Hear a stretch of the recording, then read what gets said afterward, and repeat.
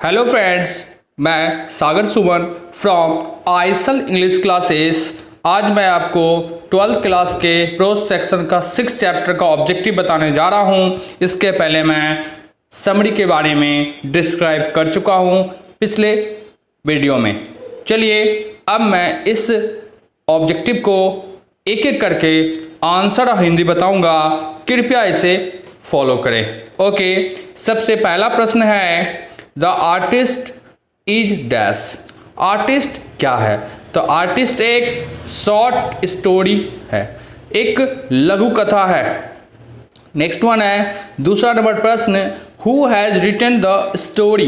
The artist story कौन लिखे थे? तो इसे लिखने वाले सीगा नोया था, सीगा नोया में एस नोया।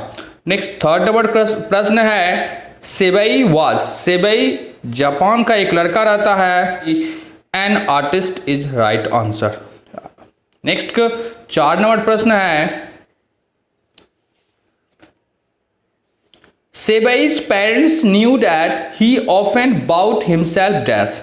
सेबई के माता पिता जानते थे कि वह अक्सर क्या चीज को खरीदता था। वह गोट्स खरीदता था, लौकी को खरीदता था। नेक्स्ट 5 नंबर प्रश्न है सेबई लिव्ड इन ए डैश। सेबई कहाँ रहता था? सेबई लंदन के हार्वर्ड टाउन में रहता था। एक नदी के किनारे यह बसा हुआ शहर था, हार्वर्ड टाउन।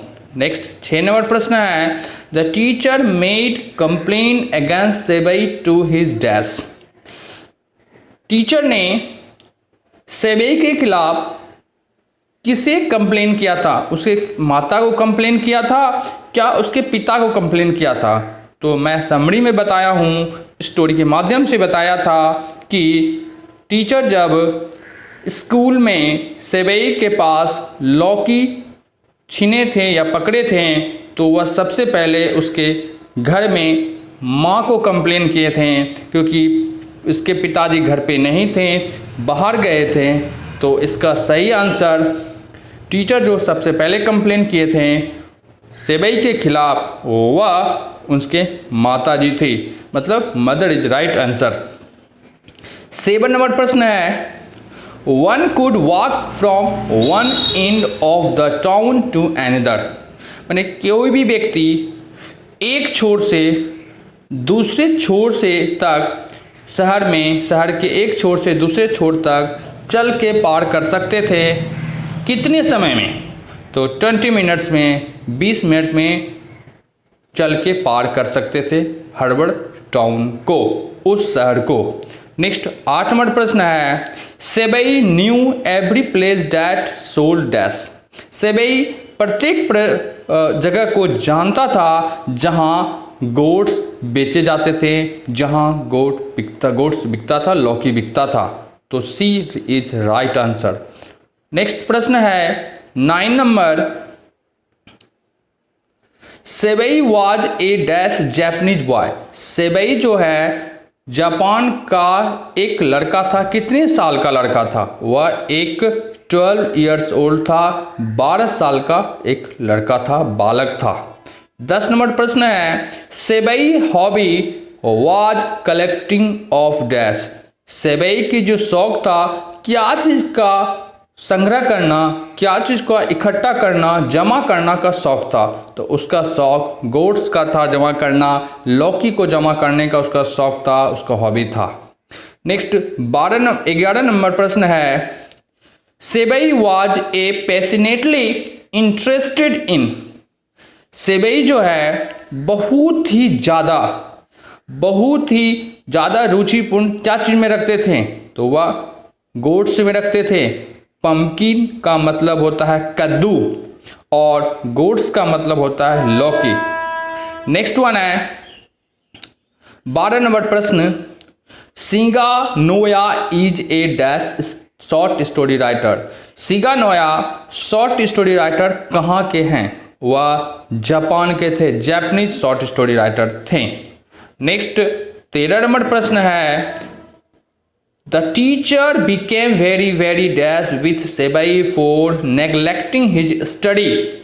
टीचर जो बहुत ज़्यादा क्या हो गए थे सेबई से, जब वह हिज नेग्लेक्टिंग हिज स्टडी, उसके स्टडी को नज़रअंदाज करने के लिए, तो वह बहुत ज़्यादा गुस्सा हो गए थे, बहुत ज़्यादा वह उस पे ऊपर गुस्सा हो गए थे कि तुम बहुत गलत काम कर रहा है, इसलिए वह angry is right answer.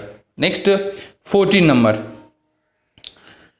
Number question है, सेबई रीड्स एट डैश स्कूल। सेबई कौन सा स्कूल में पढ़ते थे? वह प्राइमरी स्कूल में पढ़ते थे, प्राथमिक विद्यालय में पढ़ते थे। नेक्स्ट 15 नंबर प्रश्न है, one must admire the inherent qualities in the dash. किसी भी व्यक्ति को अनुवांशिक क्वालिटी अपने अनुवांशिक क्वालिटी की प्रशंसा अवश्य करनी चाहिए। तो अपने बच्चे की क्वालिटी की प्रशंसा अवश्य करनी चाहिए, जो उसका पुश्तैनी, जो उसकी अनुवांशिक क्वालिटी है उसके ऊपर प्रशंसा करना चाहिए, उसे बढ़ावा देना चाहिए। Okay, child is right answer. Next 16 number प्रश्न है, the price of the 5 inches goats is dash. 5 inch वाला जो गोट्स था उसका प्राइस क्या है? तो उसका प्राइस 10 सेंस था। 10 सेंस था। 100 सेंस बराबर 1 इन होता है। जैसे भारत में 100 सिक्का बराबर 100 रुपया होता है, उसी आधार पे उसी अनुसार जापान में भी 100 सेन बराबर 1 एन होता है। 17 नंबर प्रश्न है, whenever Seibei passed through the market. जब कभी भी सेबई जो बालक था वो मार्केट से होकर क्रॉस करता था, गुजरता था, तो ही सर्च फॉर द डैश। वह क्या चीज़ सर्च करता था? वह लौकी को सर्च करता था, गोट्स को सर्च करता था। नेक्स्ट प्रश्न है 18 नंबर,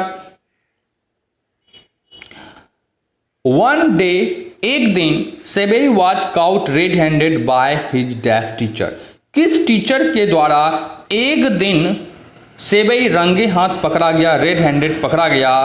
तो इथिक्स के टीचर के द्वारा वह पकड़ा गया था। इथिक्स का टीचर का मतलब होता है जो मॉरल बुक सब्जेक्ट पढ़ाते हैं, मॉरलिटी के बारे में बताते हैं, उसी टीचर को इथिक्स टीचर कहा जाता है।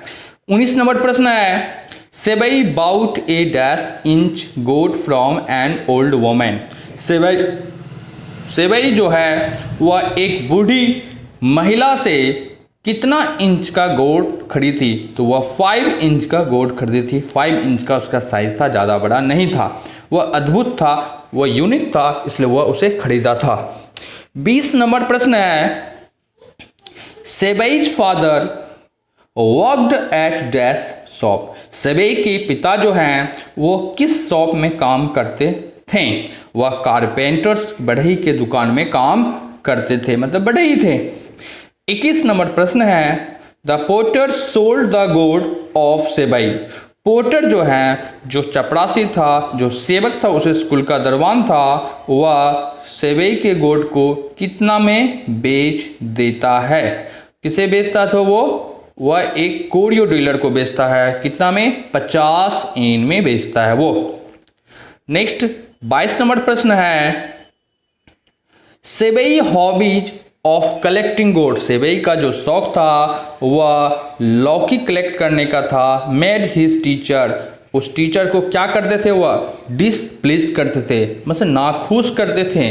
प्लीज मतलब खुश करना, आनंद करना, और डिसप्लीज्ड का मतलब नाखुश करना, तो डिसप्लीज कर देते थे उसने टीचर को। नेक्स्ट 23 नंबर प्रश्न है, 23 वाला क्वेश्चन है कि the curio dealer sold the gourd to a wealthy collector for dash yen. Curio dealer जो था, जो दुकानदार था, वह एक धनवान व्यक्ति को, कलेक्टर को बेच देता उस गोड्स को। कितना एन में? तो मैं पहले बता चुका हूँ कि 100 सेन बराबर 1 एन होता है। तो उसने, कोरियो डीलर ने उस गोड्स को 600 एन में कलेक्टर को भेज देता है। 24 नंबर क्वेश्चन है, you are an idiot. You are an idiot indicate करके बोलता है, एक्सक्लेमेशन मार्क लगा हुआ है, तो यह कौन चिल्ला के बोलता है? तो उसके टीचर ने बोलते हैं यू आर एन इडियट। उसके टीचर ने इस तरह के संबोधन करके उसे चिल्ला के बोलते हैं। 25 नंबर प्रश्न है, 100 सेन इन जापानी currency are equal to dash yen. माने 100 सेन जापानी मुद्रा के अनुसार में से कितना एन के बराबर होता है? तो 1 एन के बराबर होता है। 1 एन के बराबर होता है।